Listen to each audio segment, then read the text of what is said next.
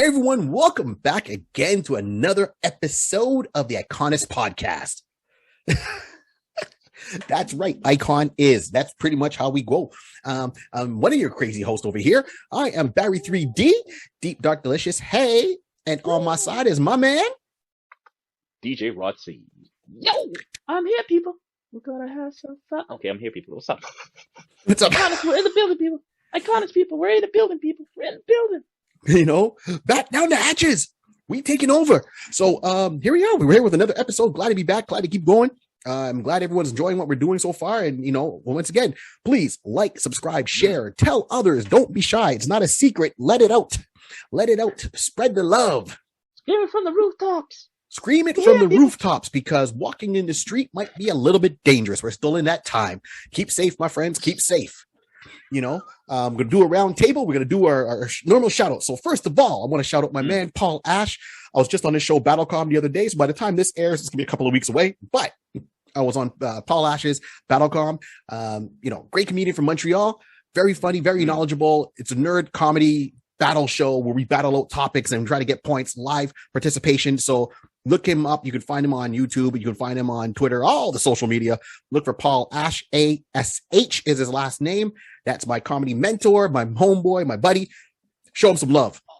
Also, you know, and everything we talk about, you'll see the links below, and or you go to my website, barry3d.com. You go to that website, you'll see everything there in my blog and tour dates, wherever I'm going to be and going around for as limited time as it can be, depending what happens. So that's one. Two, there's Jimmy English, my homeboy. Back to the balcony. He looked for the microphone on the red background, talking about all movies, brings on comedy guests all the time, and they go debate movies, give little tidbits and some information. Great podcast. He's in season 2 right now. Once again, go and share the love. We're not greedy. We're not greedy. You can listen to us, then go and listen to them, right? Watch us, you can go and watch them. Just pass it all around. Pass it all around. You know, season 2, we've kicked it off with the Touch of Gray comedy on YouTube page. That's myself, Zolf Ali, Thomas Patrice, and the man who put it all together, Dave Sokolowski. Once again, all stand-up comedians. These are my brothers. We do shows live, and we're doing these shows online. So we pick topics, we debate it, we make fun of it. We have serious talks, fun talks, but it's always something going on. And at times we bring on guests. So check that out. Touch of Gray comedy, and look for us. You can find us somewhere, either online or face to face. 6 feet. Right. And last but not least, the man, the myth, the legend. Give it up for our homie, Jason Reese, aka J Bird Digital Arts. He's the one that makes us look pretty, put together our logo, our templates, and all that stuff. So, why are we so pretty? Oh, because of J Bird. Thank y'all. Thank y'all. So that's pretty much it. And if you want to find out everything that, we are doing, I'm doing, what's going on, we all have the social media, the whole 9 yards, but you can start off with my main page at barry3d.com. That's BARRY 3D.com, not BE. I'm not Blackberry, it's Blackberry, and that's a whole different thing. And I think Rim owes me some money because I could copyright that. That's it for me. Rod, what's going on your side? Where can we find you? Well, you can find me on Instagram and Mr. Rod C. You can find me on Facebook, DJ Rod C. You can find me on Twitch at twitch.tv/DJ Rod C. Listen, I'm all over the place. I'm having fun playing music, interacting with the fans. Everybody's having fun. Listen, so when you get a chance, hit that follow button. Not only here, find me online. Say you saw me from Iconist. Like, yo, we're good. Let's do it. And we go kick it off. For those that saw the title, you know who we're talking about. For those watching may not caught the title, but see who's behind us. We are jumping into Marvel's Captain Britain, because one thing that Marvel has is a lot of captains, and we're going to break them down one piece at a time. Very nice. So true. So true. It's so true. Everyone's a captain, but did they join an army? Interesting. The only official captain I can call out really is Captain America. And there's a couple of more, in DC, Captain Atom. Okay, Captain Atom was part of the army. Okay, yeah. Right. But, and there's a few others, but some of them are just like Captain. And I don't think Captain Britain is really part of technically an army on Earth, but he's part of an army. We're going to explain all that. So Excuse me, let me clear my throat. If I haven't played you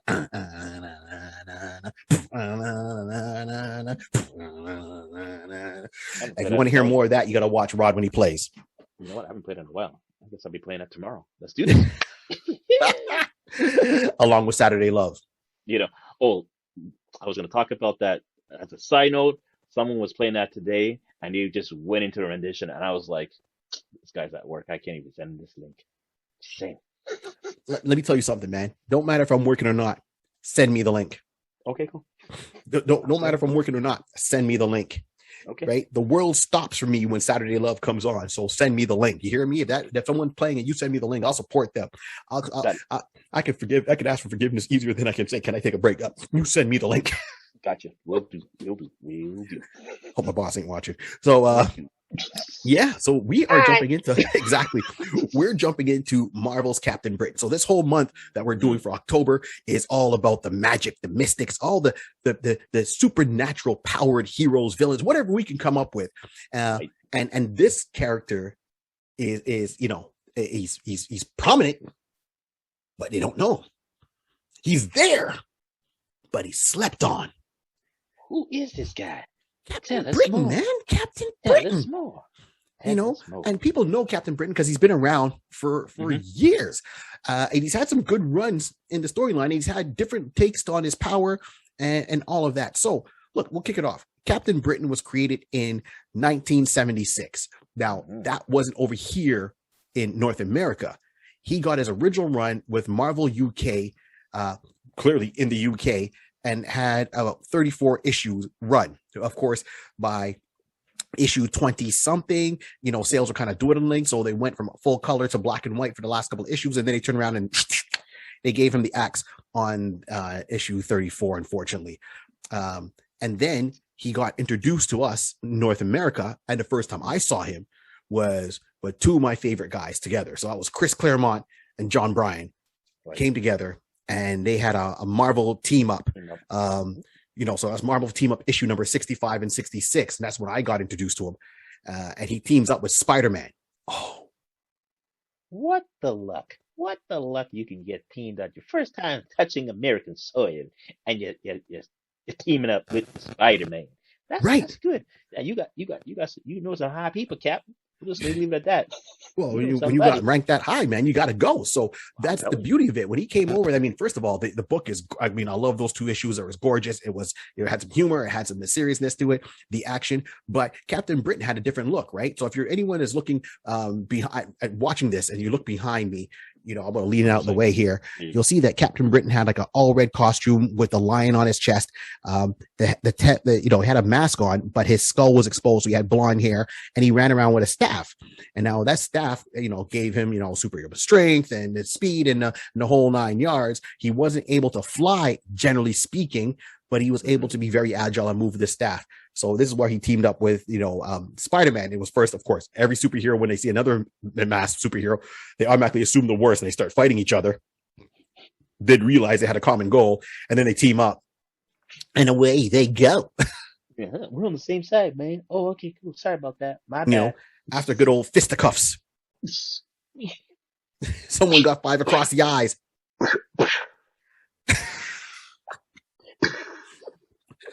Oh man. So and this was like, Captain Britain was like, what his claim to fame was that he was like the first comic book, by Marvel UK. And they only handled reprints at the time of publication. So this was like a first creation, brand new creation for them at the time before bringing them over. And this is what made him so interesting, right? So, UK fans will have a more of a connection or memories of him than maybe North American fans. They did reprint those original stories, and then they know if you bought like certain toys, they had like little comic book publications within the toys, like a Captain Britain mask, and you can get like a little comic book inside there. So it's almost like what they did with He-Man when He-Man first came out, and they put those little mini comics in there, right? And you had to get it. So he's always been there, and I'm sure if we went to the UK and we talked about Captain Britain, we might hear a little bit more knowledgeable feedback, right, than we do here in North America. For North America, okay, you put him, you let a power team, Chris and John work with him for 2 issues to bring him over here to audiences. And keep in mind, this is when, Chris and John were working on the X-Men storylines, and the beauty of it was, the X-Men just finished teaming up with Spider-Man, and then Spider-Man takes off. And then, his next storyline is he deals with the X-Men, takes off, and then he runs into Captain Britain. And that's where that whole team up happens. And when they're doing their own fight, this is what I loved about it is they go into Murder World. So that's when they bring an Arcade. Wow. Okay. Got it. Right. That's when he bring an Arcade. And that's, that he had the, Murder World with look at a giant pinball machine. And they're inside and supervillains today don't have the budget like they do in the 70s. Man, the cutbacks are rough. The accountant's just walking like, you can't afford that. Right? That's not next year's budget. Wait for the next quarter. We can't do that now, brother. Pull that down. Shh. Put it down. You can't afford that. Oh, right? Like that's the storyline right there. It's like these heroes all have these supervillains all have these mega budgets. Like we knew Batman was rich, but Arcade, has this hideout, Murder World. And then when things go wrong, he ejects people. And then when it finally breaks down, it's like, I'll rebuild somewhere else. I'm like, you got buku bucks like that? Talk about it. Joker's another person, but we won't listen. We can't even get into all these guys. You're absolutely right. Well, you know what? That should actually be another segment we'll talk about another time. We'll shelf that. Yes. Okay. Done. I know who we will bring. Okay, got it. Done. Right. Okay. Right. We got a guest for you. We got a guest coming for you. Right. So this is what it was, right? With Captain Britain. So he said he came out in 1976. His name was Brian Braddock, right? That's his real name, Brian Braddock. And you're like, that name sounds familiar. Well, it should, because his sister is Psylocke. Betsy Braddock, Psylocke from the X-Men. Right. Now, before you get it twisted, this is Betsy while she still had her, let's call it her UK body. Before her mind got switched into an Asian body and still became Psylocke, but her powers looked a little bit different. So Olivia Munn, who was in the X-Men movie, right, playing Psylocke, she's playing a later version. The later version, yep. Right? So bottom line is Olivia Munn could come back, but her brother really, that means if she's there, Brian is there. Real talk. Right? The universe is opening up. Exactly. No, it makes sense. You got to have one with the other. We have it in. That's a full in. Right? Like or not in the movie, she was perfect cast for that character. But I digress. Let's go back. So as I said, my apologies. So his run went, as I said, by issue 24, they turned around from the original Captain Britain UK line. They, stopped being a color. And from issue 24 on, it was black and white. Issue 39, it was canceled on July 6th of 1977. And then he was immediately transferred to Marvel's UK Spider-Man comic book, which was then retitled Super Spider-Man and Captain Britain. But that's a UK version, right? And then in 1978 is when John and Chris turned around and brought him over to our soils and follow his exploits. And that was where I said I came across him. And then he, Captain Britain appeared with the Black Knight and the Otherworld saga, which ran in a Hulk comic. And he made a lot of guest appearances. So he's shown up in, Avengers. He's shown up on his own. He's shown up with, multiple heroes within the Marvel universe. He's always been there. He's always been around. So where he stands out is his own run. And then I caught up with him again. I mean, I lost track. I mean, we read a couple of issues here and there whenever you kind of show up, and I like the artist and I like the storyline that was going with him. He was part of the Hellfire Club, the UK division, because he comes from Buku Bucks, right? He's an aristocrat, and he would study and so forth, and that's how he came over to American soil. He was a student at the time. But then he was part of a team within the X-Men universe in the comic books. I mean, everyone kind of gets segmented at points. And it was called Excalibur. So the original Excalibur team, and that's when his powers changed.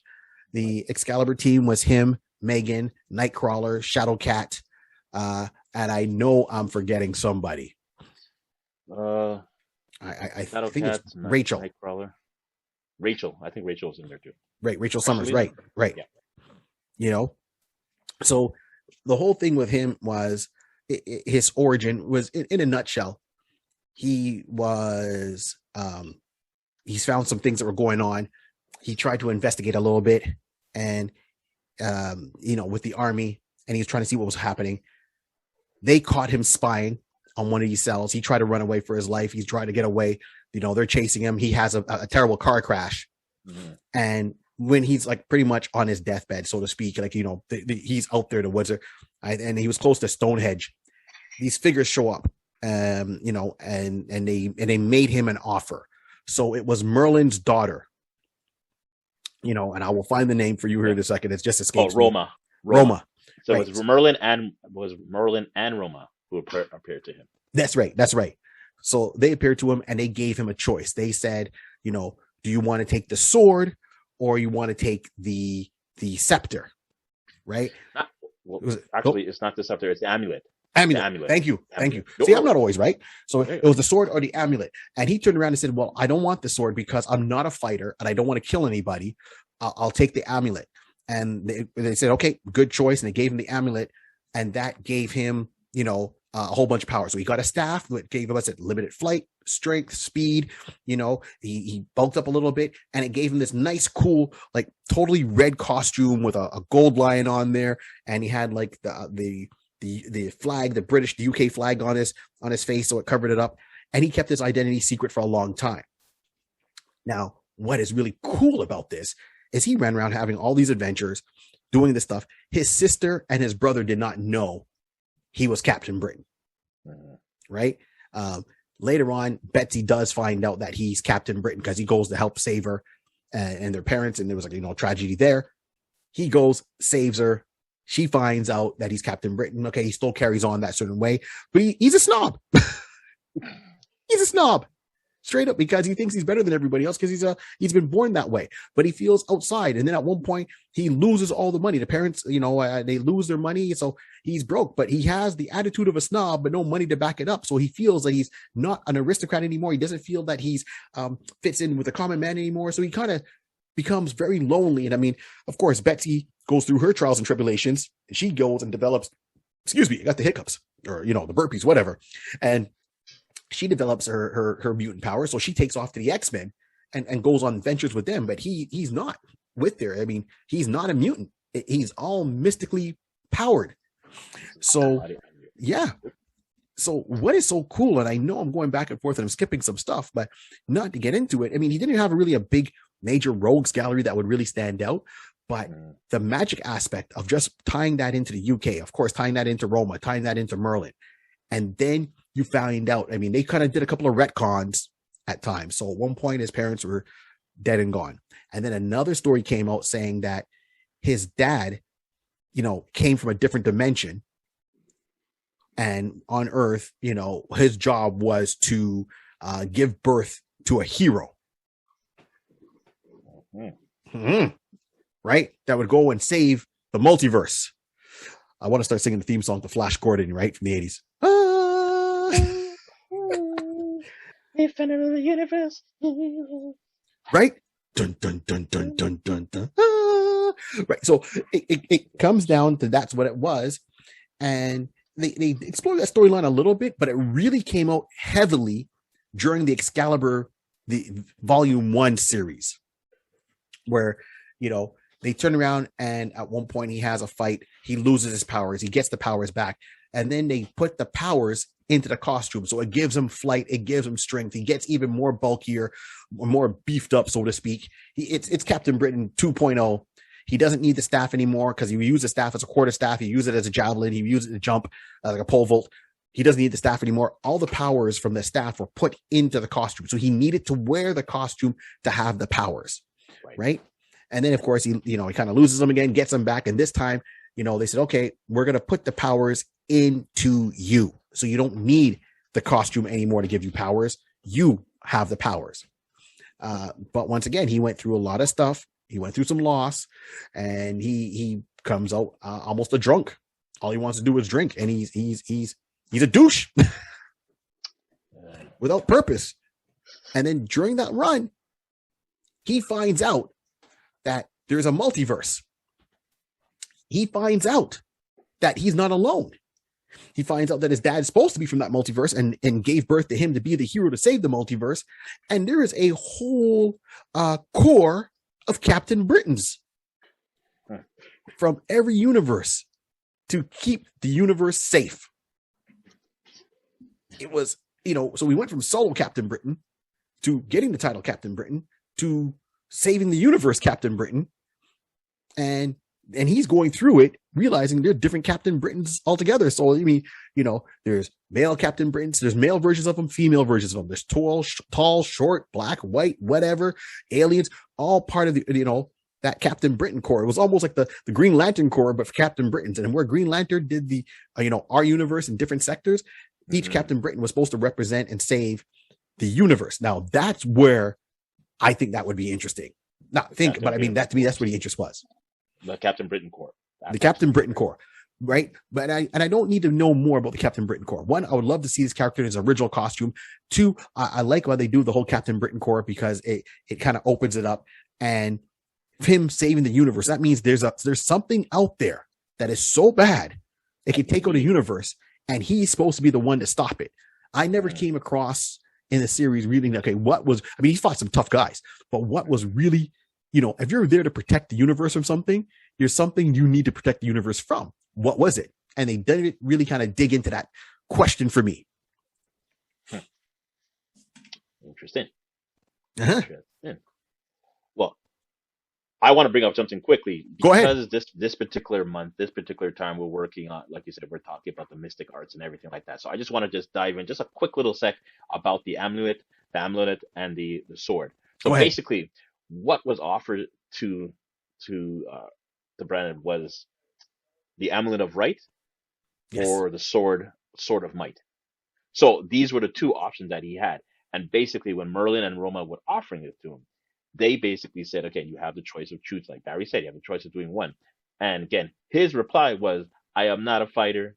Brian says, I'm not a fighter. I'm not a soldier. I don't want the sword. I'll take the amulet.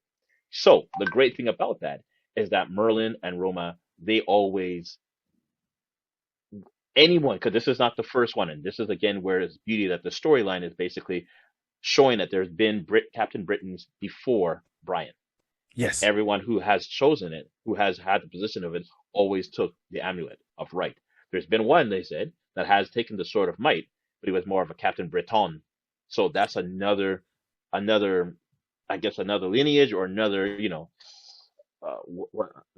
I'm thinking of Marvel and Loki and the variant. Thank you. That's another variant over there that we can talk about later on. So, but the great thing about that is that the amulet of right gives the person bestowed them with the power of reasoning, set them on the path of reasoning, while the sword represents the path of violence. So at least now we understand that what's behind the power, or what's the reasoning of the amulet of right and the sword of might.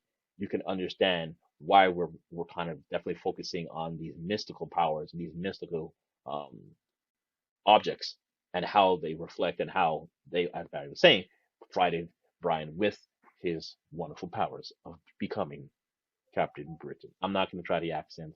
I wanted to in the back of my head. I'm like, how do you know? I'm not going to try. I'm not going to get killed. I don't need no one from from Notting Hill to come and Notting Hill. Take me out. Maybe giving you 5 across the eyes, my friend. I'm telling you, my cousin Trevor will do what? Bah! Trevor would have beat me one time. Oh gosh, yeah. Yeah. That's on you, because I'd be running. If Trevor coming for you, I'd gone. We're gone. But that's what it is. So Captain Britain, and I mean, when I said he had a lot of runs, he was like everywhere, man. I mean, so he was part of a lot of storylines, and I'm not sure why some didn't take off bigger than others, but I really liked it. So Excalibur, I was on board definitely. I mean, I collected the whole run of Volume 1. I have them here, but issue 20 something, from issue 1 to 20 something, I was all all for that. I love the art on that. And the storylines were cool. They were fun. They showed him kind of still struggling with, not being so much of a dick, so to speak, combating his own substance abuse, his own depression, insecurities. That's it. He had, for such a strong guy, he had his insecurities. So he had to deal with that. And getting past those to do the right thing. He had Megan, and oh Jesus, she was strong. She was a shapeshifter. She can draw the power of Earth and, change into all these things. Megan was tough, and she loved him to death. And they were engaged. They were engaged to be married. So, and this, he had to deal with, yeah, what was it, Jasper, going into like this time warp, and not time warp, a warp, so to speak, Jasper's warp. And this is where he got brought in, and a lot of his powers got used during that storyline. I think with everything going on right now, I mean, we're watching What If, I'm loving it. Some episodes more than others, but overall, I want to see how it's going to end off. There's only a couple of episodes left. So by the time this airs, yes, What If will be done. So I'm curious how that's going to be. But so I love What If. I see what Disney Plus is doing. I look back and I think where they are missing the mark, and I've said this before, is we have the live action miniseries, right? And that's how I'm going to put them. Like, WandaVision to me was a miniseries. It wasn't a full out series. Falcon and Winter Bucky, Soldier. Winter Soldier, right? The miniseries. I'm not knocking it. I'm not taking anything away from it. I rather it be short and sweet than drowned out. Drawn out. So I think that I would like to see if they have, obviously they have the budget. So to start off with a classic Captain Britain and then trying to makeshift his way into a more key role. Right. I'm always about bringing in some of the smaller characters. You have more freedom with them. They have a lot of history that you can pick and choose from and make something solid and go forth. That being said, he's almost, it could be what I call a gateway character, because he's done time with the Avengers. He's done time with the X-Men.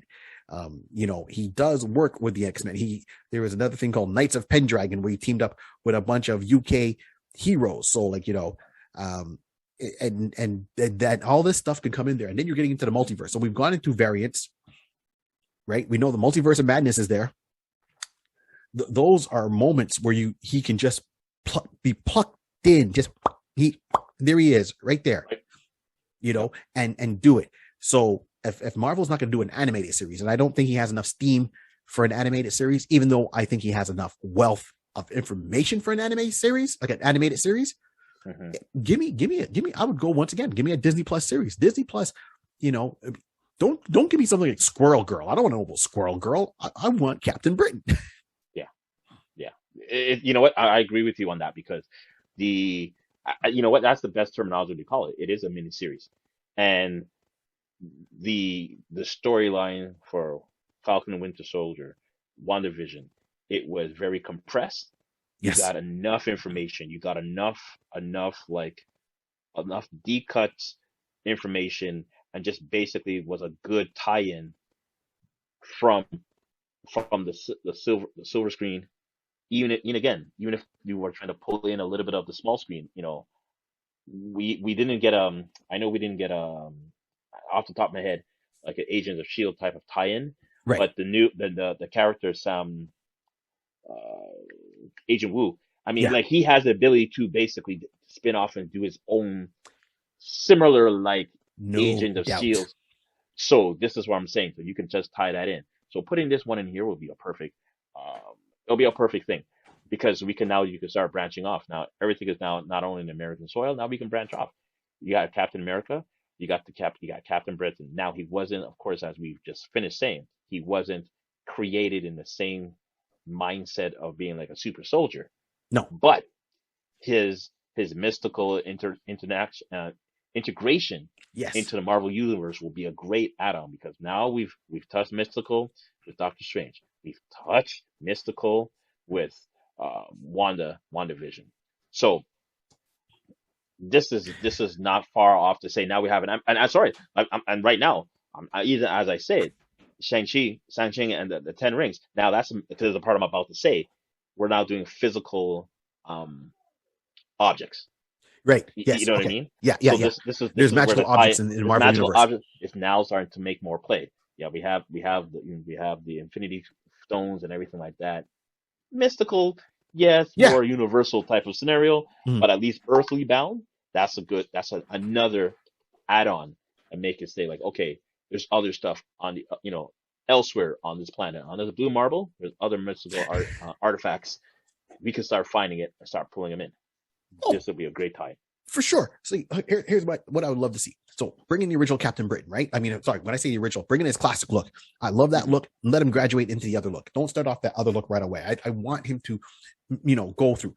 Start off the original look. You know, um, let him come in there, introduce his brother, introduce his sister. They don't even have to stay around. His brother at one point goes a little bit and becomes a villain, right? Jamie, his older brother. Yeah. So, let them all come in there. Show that whole thing. Got it. Now, when I say we can do some gaps, so they come in, they go out. They come in, they go out. Fine. Let him go on. Let season 1 be him in his classic costume. Let him deal with your typical organizations, but let them be fueled by finding, as you put it, magic objects. And it just starts him to kind of stop them from getting it, falling into the wrong hands, and opening up questions of his own magic object. And then, let him graduate into a second season where it's still him in his classic costume, but now you see that it's more drawn in with Merlin, Roma, Morgan Le Fay. Deal with the UK lore that everyone knows. Come on, King Arthur, Avalon. Get into that. Then, bring in the multiverse part of it. What's going on? Let's go into season 3. Season 3 is now him in the multiverse, jumping from different parallel Earths and seeing, we don't have to really do the what ifs. We can actually have fun by seeing, what if Mary Jane got the power of Spider-Man? Bum, bum, bum, on this Earth, and that's where he's at. He can have interaction with the time variants. Well, not so much time variant because it's not a time thing. He's going to a different universe. He's doing Right. universe. That's why Right. I was like, I couldn't really use that too tough. But yeah, Yeah, exactly. but right, go let him go through some of that. Now, the interesting thing is the subplot would be start off Betsy, his sister, as she started off, blonde hair or whatever case be, and then she dyes her hair purple, and then oops, something happened, and then this ninja shows up and he's probably trying to fight her. It's like, what are you doing in my sister's room? Who are you? And it's like, Brian, it's really me. It's Betsy. What? But you look Asian. You're not my sister. Well, this is what happened. And she can do that in a nice little flashback, not even it doesn't have to be a full episode. It could be just a quick, this happened, that happened with the X-Men, blah, blah, blah. A couple of scenes, and that's it. Couple of scenes, boom, let's make it short and sweet. Okay, he realizes now this is what his sister looks like. He still loves her, still accepts her. And then she can come in and help him fight. But that way, you can bring back Olivia Munn. So he casts one actress to be Betsy, give her the classic costume, let her go off with the X-Men, give her the purple thing, she has a cape or, almost trench coat with a hood on it. That was her colors, purple and pinkish kind of thing. Okay. And let her go off. And then and he kind of once in a while, it's, hey, Brian, I just wanted to give you a call. Hey, what's going on, Betsy? Or she sends him an email or a text. And once they just show that there's some kind of connection there as brother and sister, that's great. And then let her come back as Olivia Munn and him going, excuse me, let them hash that out. Then let Olivia Munn join the series, right? They're not going to do Excalibur. I automatically know they're not going to bring in, Shadowcat. There's too much, exactly. There's too much characters to kind of bring in. We'll if that's like a season, that's another time. Yeah. That has to be like, a big movie treatment, Excalibur. And I don't think they would ever do that. The only way you can get about that is when it comes to the end of the series, do a picture where he stands up and he's like, well, now with Excalibur, we'll go on. We beat so-and-so. And, what did Captain Britain do after he formed the team? He's part of the team Excalibur, and just have a picture of him in a costume, with someone dressed as Nightcrawler and Shadowcat and Megan and Rachel or Phoenix and Lockheed the Dragon, and just let them stand there and just, okay, that would be it. End the series completely all together. That's a nice visual. It now ties that in. You don't have to explain the Excalibur missions. You just know he's part of the team. That's it. What I would love to see is, as I said, season 1, classic costume, let him deal with things that are going to lead him more on that magical path. Let him try to find out more about his powers, kind of nice little cliffhanger. It's only 6 episodes, right? And then next one, all right, bring in more Merlin, Morgan Le Fay, Roma, and let them mention Avalon. Okay, he looks into that, finds out more about the family history, the multiverse, and then boom, let season 3 be a multiverse whole scenario. But make sure that Betsy is back to help him on some of these. So Betsy, Olivia Munn, would be, I wouldn't say sidekick, but she would be in there altogether. And it'd be great to bring Olivia Munn back and let them be like brother and sister, helping each other out. Because come on, he's a powerhouse. She's like a ninja assassin with psionic powers. It can't go wrong. I don't see no problem with this. Do you? I don't. I know it's not the original source material, but I think this will be a nice way to kind of introduce one character, bring back another actress as another character, and let that kind of play out as a Disney Plus series. If you got the money, I mean, you're doing She-Hulk, you're doing Moon Knight, you might as well. Good talk.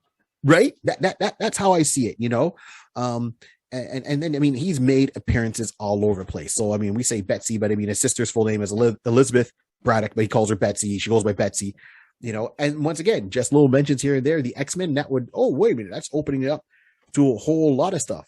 And he's got, great storylines, right? Which you can't go wrong. Like, I mean, there's one where he has to kind of deal with the Fantastic Four for a little bit because Roma perceived Franklin Richards to be a threat, not only to the home reality of Earth 616, but to all reality. So she dispensed the werewolves, which was a great storyline. The werewolves, to kind of go kidnap them and deal with that. And that's how, once again, Captain Britain's kind of interacting with Franklin Richards, the son of, Reed Richards and Sue Richards of the Fantastic Four. Boom. That's it's so much. They need to do like an omnibus of Captain Britain books, put it all together and let fans go. So if there's one, I didn't see it. So it needs to happen or get those appearances. So, if anyone wants to really dive more into Captain Britain, this character, definitely, try to get the original run when he first showed up. Issue 1, the Marvel UK, they have trade paperbacks of that. You'll get a good sense of the character. To me, the best introduction of the character is Marvel Team Up with Spider-Man and Captain Britain, issue 65, 66. Chris Claremont, John Bryan, the art, the storyline, the words, those two, that was the dream team right there. That's the dynamic duo for me. There's a lot of them, but that's one that stood out for me from way back as an early comic book collector. And that, even though it's only 2 issues, so good, and watch them do their magic and then read that. So I would definitely say original series, the Marvel Presents, and then I would even jump and do, their first volume 1 of Excalibur when they started off. I can't remember who the artist was, but he was such a, I like that artist too. And I got to pull up his name there in a second. Because that artist was, he was fire, when he was doing Excalibur. Mm-hmm. Need to see here if I can find out Excalibur 1. Hold on. Yeah, there we go. Alan Davis. Duh. I should have realized that. Alan Davis. I love Alan Davis's artwork, how he write, the curves and his line work. Right. Absolutely gorgeous. And inking by Paul Neary. But yeah, those two, yeah, that was really a fan of that. And volume 1 of Excalibur, when did I come out there? Let me go back. That was 1980. Is that right? 1980. Oh, special edition. Excalibur Squad. Hold on. 1988. Yeah. Was Excalibur number 1. October 1988. Whew, I'm old. So on this note, Rod, what do you got to say? Does anything stand out for you from what you've seen of the character or read? Or well, you know what? I will say this. From the character, I mean, he's always been a very unique one. Like you said, you don't hear a lot of him because, like you said, he started off in the UK, and then when he came here, he was more in and out. But selected one, team ups with Spider-Man, and he'll have his individual stuff. Definitely have the connection with Betsy. So I know it just sounds like he's a character that, again, is a character that has a lot of potential for different stories. yes, And having the connection that he has, he's already interacted with like we said, Spider-Man, X-Men, Excalibur. So you know he has some connection with known characters, with known Absolutely. super teams. So I feel that, you know what, it's one of those things they may think, oh, it's just, you're just kind of using the name and just kind of bringing up like Captain America, Captain Britain, but Mhm. he actually has he has the potential, not the possibility, sorry, the potential to be a good read. People are going to catch on to him, and especially again, like I said earlier, because his powers are derived from a mystic artifact. We like these, like we were saying, the last one we talked about Juggernaut. We're talking about Captain Britain right now. Trust me, we still got another two or three just to give you guys some, this whole month is going to be all about mystic arts and mystic connections with the Marvel, well, not even say the Marvel universe, but just mystic connection with comic books, Yes. characters with mystic connections like that. So all I'm saying is that he will be a great thing. I said before, if they are able to do like a mini series, that'd be a great way to bring him to the TV, Yeah. bring him to live, into live action, and basically introduce everyone to him. Like I said, he has some good deep roots, a lot of opportunity. But we're talking about going like cross dimensional, I'm gonna say multi-universe type of Right. interaction. So there's a lot of good movement that you could do. So I would say definitely I know for sure, me honestly, no word of a lie. If I heard that this was coming down the pipeline, that it was going to be created or someone can actually put this production, it'd be like, okay, you get the golf clap. This is good.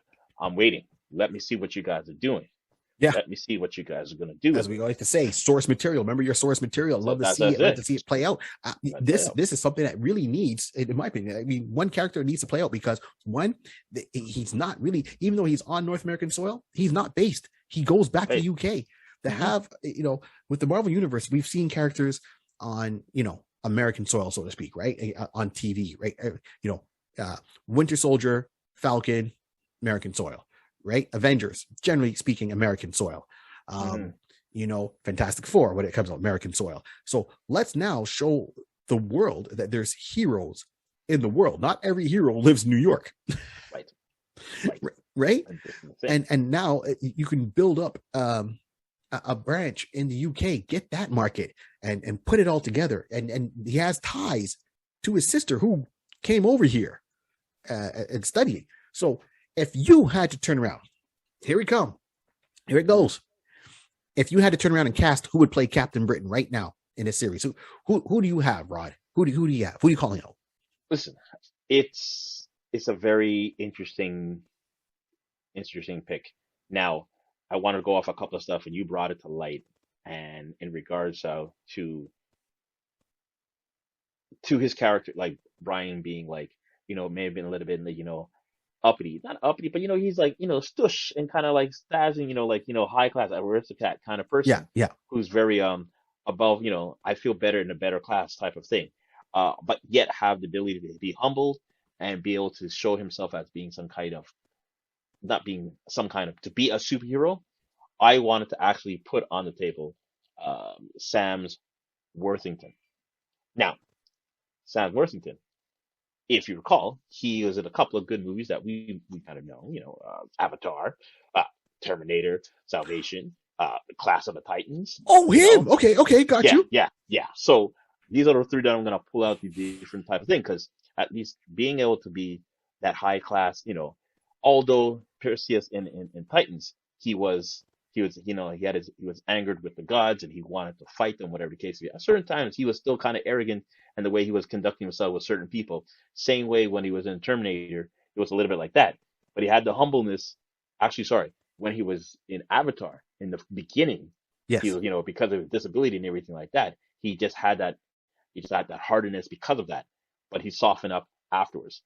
He has the body structure that, just give him a little bit more time, put him back in the gym type of scenario. He can give that portraying of having that nice dieseled out type of body, you know.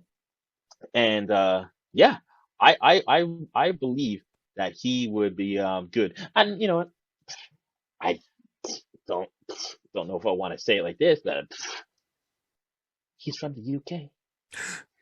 You know what?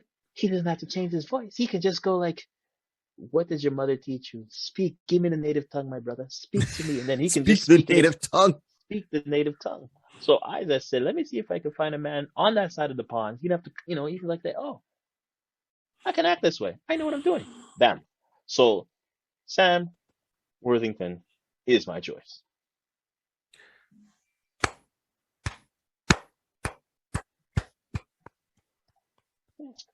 It's not too bad. It's not too bad. All right, I got you. Okay, I got you, man. See, so here's I almost swallowed my, because you called out the guy's name, and I was like, what? Did we actually pick the same guy? And the final answer is no, but it's close. Okay. It's right, and you'll hear why I turned around and it's like, I got quiet for half a second, which is uncharacteristic for me, because I was like, did he just call out my boy? So you went with Sam Worthington, right? Mm-hmm. All right, enough respect, got you. I hear you. I can see it. Mm-hmm. I went with a different actor, and his name is Sam Calvin. Now I know you're going, who the heck is Sam Calvin, right? The last name is spelled Claflin. Calvin, Okay. right? Sam Calvin. Right. There we go. So Sam's been around for many years. Sam's done a lot of movies. Mm-hmm. Sam was in Pirates of the Caribbean. That's how it was for me. Caribbean. Pirates of the Caribbean on Stranger Tides. He played Philip Swift, right? In Snow White and the Huntsman. So that's the movie there with our boy Chris Hemsworth. He played William. In the Hunger Games, Catching Fire, he played Finnick Odair. Yeah. Oh, okay, so this is who, and he's done like a ton of other movies. The Quiet Ones, The Riot Club, Love Rosie. Okay, Hunger Games, Mockingjay Part 1 and Part 2, The Huntsman, Winter's War, Me Before You, The Finest, My Cousin. Okay, so he's done a lot of movies. He does movies. Over the years. He's done a lot of television. But those are the roles where, I remember him from, was really Pirates of the Caribbean, Snow White and the Huntsman, and the Hunger Games series. This is where he comes into it. So at one point you see him, he's got like blonde hair. He snaps his fingers. Flames are coming out of the top of his fingers when they're about to do their appearance. So he's in different smaller roles. But when you look at him, for me, I see Captain Britain. I see him. He's got the cockiness. He's got the physique. He is British. Mm-hmm. Because I wanted to go with a UK actor to play a UK hero. Why not? Exactly. Absolutely. Why not? Why not? The only other thing I would say is, okay, we can cast it because what we're going to do, cast an American or North American actor to play a UK hero. Well, I can't say that because a lot of the guys from the UK have been coming over playing other roles. American. Right. Like, Idris Alba, he over here. He from the UK. I can't remember the other guy's name. He's on Chicago PD. Right? You got, is it Chicago? I think it's Chicago PD, Chicago Fire PD or whatever. He's the Black Captain. He was the bad guy in Blood and Bone with Michael J. White. He's from the UK. Oh, really? Yeah. Chicago Fire, I think it is. Yeah, no, the Chicago Fire, the Chicago PD. I'm just looking right now. Yeah. He's a captain. He's a fire marshal, or you're right. If people don't know it, but when he speaks, he's got this deep, powerful voice that comes across. But when you hear him talk, Ross Walken, right? He's from the UK, so a lot of UK actors are coming over here getting that North American money. Exactly. Right, so I thought it'd be just interesting to go the other way, but I said no. I'll just no, because we ain't gonna have any of us kind of try to. Because look, clearly, if I try to do something, I'm gonna just go tea time. Oh, cheerio! No, it's not gonna work. All right, I know I'm gonna get 5 across the eyes, so I can't do the accent. The only person who can pull it off is Thomas. Thomas can talk and do it perfectly, and you wouldn't even know if you close your eyes. You wouldn't even know Thomas sound like he's from the UK if he pulls it off, or he's from Scotland or whatever case. But you wouldn't know. That's how good it is. I got to get that boy got talent. That boy got talent. So that's who I'm going with. I'm going with Sam Calvin to be, the Captain Britain. I think he can take all 3 versions of Captain Britain as he goes through from, having the scepter to having the power in the costume to having the power himself. and doing that role. He can portray the different aspects of the cockiness, the broken man, and losing everything, and then coming back and being the validated hero. I really think that he can pull it off. He's got the look, absolutely. So that's who I'm going with, and he's from the UK, so you don't got to fake the accent. He doesn't need a speech therapy coach to tell him how to speak with the mother's tongue, right? The Queen's English. Right. Hilarious. Right. Yeah. Huge. Oh, okay. Right. And he's already like Pirates of the Caribbean. That was an action movie. Mm-hmm. Snow White and the Huntsman. That's action in that. Game of Thrones. There's action in it. There's movements. There's movements. So he had to be trained for bow, arrow movements, whatever case. He's got it. So he had to run. Running. Let's Most actors don't even like to run. Running. That's an action movement. Right? Okay. Yeah. That's all I gotta say. That's what I gotta say. So that's my 2 cents on that. Bop is okay. Very I'm good. going with Very Sam. Good. Yeah. Sam. It's a Sam deal today. We're doing Sam Square. Sam squared. We're doing Sam Squares today. That's all right. I see you're Sam, and I raise you a Sam. Ah! Right? What it is. I got a Cathlin and you got a Worthington. Okay, right. Okay, so it's Battle of the Sams. There you go. Battle of the Sams. So on that note, we're going to bring this to a close. Okay. Thank you once again for everyone tuning in. Remember, Captain Britain, even though he's not a captain in this man's army, he's a captain of the multiverse. Let that sink in for half a second. All about Avalon. Check it out. As I said, if gargoyles can go to Avalon, so can Captain. There you go. Wow, nice. Thank you. On that note, my name is Barry 3D for Deep Dark Delicious. Remember to like, subscribe, share. This is not a secret. Tell everybody and let them know where they can go to find this. You can find this on YouTube. We drop videos every Tuesday morning, our time, 8:00 here in the morning. And the audio on a podcast drops every Wednesday. You can find the audio on our main site, which is iconis.podbean.com.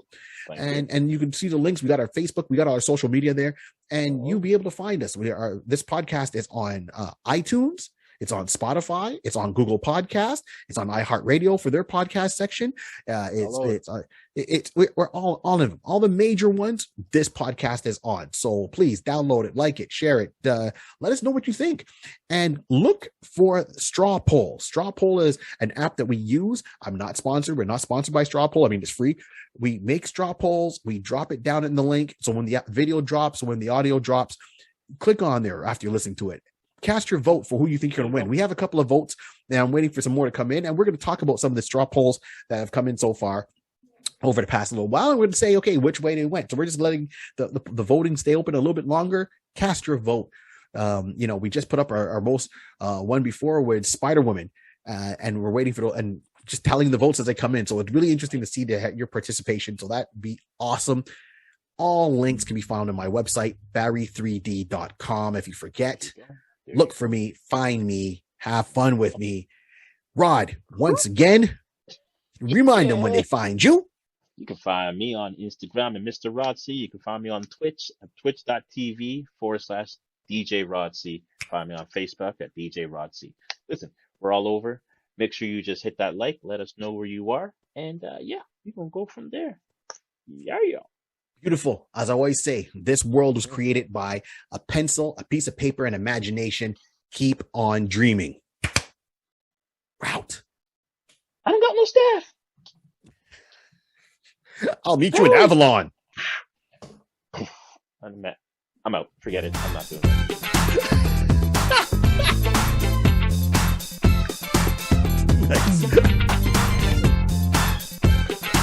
Oh, man.